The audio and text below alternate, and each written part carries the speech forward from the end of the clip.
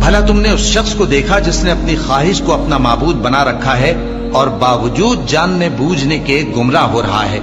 تو اللہ نے بھی اس کو گمراہ رہنے دیا اور اس کے کانوں اور دل پر مہر لگا دی اور اس کی آنکھوں پر پردہ ڈال دیا۔ اب اللہ کے سوا اس کو کون راہ پر لا سکتا ہے؟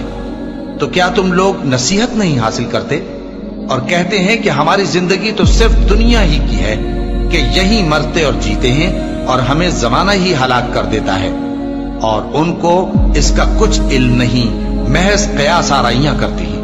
اور جب ان کے سامنے ہماری کھلی کھلی آیتیں پڑھی جاتی ہیں تو ان کی یہی حجت ہوتی ہے کہ اگر سچے ہو تو ہمارے باپ دادا کو زندہ کر لاؤ۔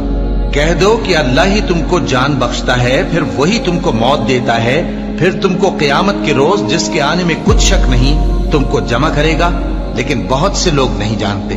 اور آسمانوں اور زمین کی حکومت اللہ ہی کی ہے، اور جس روز قیامت برپا ہوگی اس روز اہل باطل خسارے میں پڑ جائیں گے، اور تم ہر ایک فرقے کو دیکھو گے کہ گھٹنوں کے بل بیٹھا ہوگا، اور ہر ایک جماعت اپنی کتاب اعمال کی طرف بلائی جائے گی۔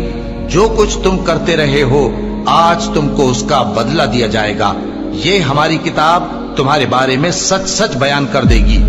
جو کچھ تم کیا کرتے تھے ہم لکھواتے جاتے تھے۔ اب جو لوگ ایمان لائے اور نیک کام کرتے رہے ان کا پروردگار انہیں اپنی رحمت کی باغ میں داخل کرے گا، یہی کھلی کامیابی ہے۔